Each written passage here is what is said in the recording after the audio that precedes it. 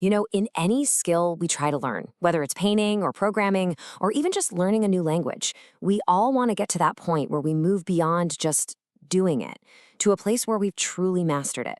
We're all looking for that magic moment where all the effort finally turns into elegance, and what was once so hard suddenly feels like second nature.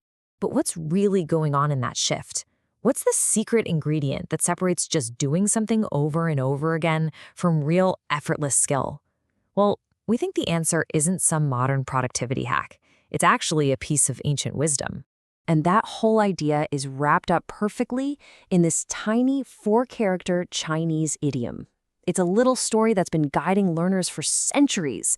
And it's a great reminder that people have been wrestling with this exact same challenge for thousands of years. So here it is on the screen, Shú Néng Shēng Qiǎo. We pronounce it Shú Néng Shēng Qiǎo. This phrase comes from a really wonderful story about a meeting between incredible pride and quiet, humble wisdom. And my colleague is going to walk us through that story in just a bit. But first, let's look at the words themselves. Thanks. You know, to really get this phrase to feel it, we have to slow down and look at each character one by one. So let's take a little journey through its meaning together. Okay, so that first character you see is Shú. This character has a feeling of something being ripened, kind of like fruit that's perfectly ready. It means practiced, familiar, like you're completely seasoned by experience. It's a really deep, almost baked-in kind of knowing. All right, next up we have Neng.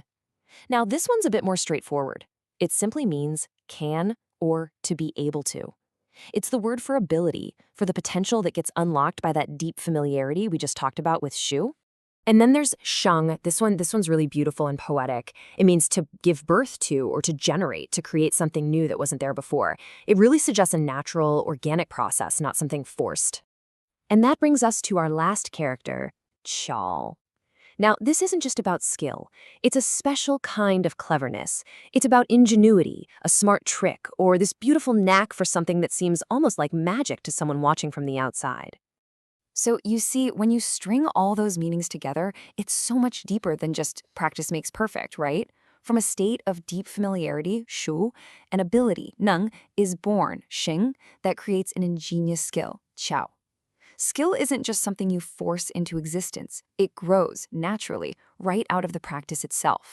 And you know, there's this incredible story that shows exactly what we mean. It's where the phrase comes from. A tale from the Song Dynasty about this famous archer named Chen Yaozi. So let's imagine we're there, standing at his archery field.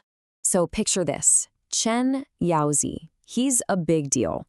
The best archer in the entire country, and boy does he know it. He'd stand in front of these huge, adoring crowds and bam, hit the bullseye 10 times out of 10, just soaking in all the applause.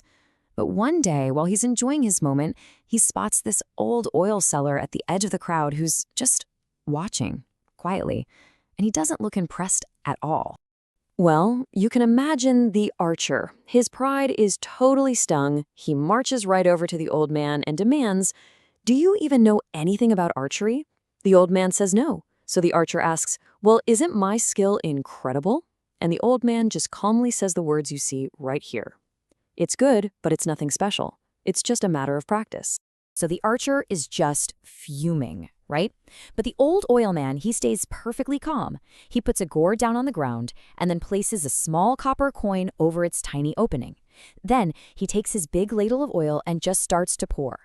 And this thin, perfect stream of oil flows right through the little hole in the coin, filling the gourd all the way up without a single drop ever touching the coin. The whole crowd just goes silent. The oil man then turns to the archer and says, as you can read here, "I have nothing special, only that my hand is practiced." And right there, in that moment, Chen Yaozi got it. He realized that his own amazing skill and the oil man's humble, quiet mastery, they both came from the exact same place. It wasn't magic. It was just deep, deep familiarity. So it's a great story, right? But what does it actually teach us today? Well, this insight isn't just about archery or pouring oil. It applies to literally anything we might try to learn, whether that's coding or cooking or playing an instrument. Exactly. The story really breaks it down into these 3 key ideas. You could almost call them the pillars of mastery. First, you need passion. That's the energy that gets you started. Second, you need focus, the dedication to stick with it and not get distracted. And third, you need diligence, Just the pure, humble hard work of doing the thing over and over and over again, just like that oil man. And that kind of leads to a question for all of us to think about. When you look at your own life, your own goals, where's that one place where that kind of dedicated, focused practice could give birth to a little bit of your own magic, your own seemingly effortless qiǎo? And the really cool thing is, this isn't some dusty old phrase that nobody uses. It's used all the time in modern life, usually as a really warm and gentle word of encouragement. Yeah, you could totally say it to a friend who's struggling with something new, or even say it to yourself, I know this is hard right now, but don't give up. Remember, Shú Néng Shēng Qiǎo.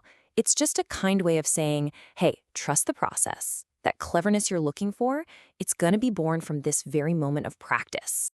Learn Chinese one story at a time.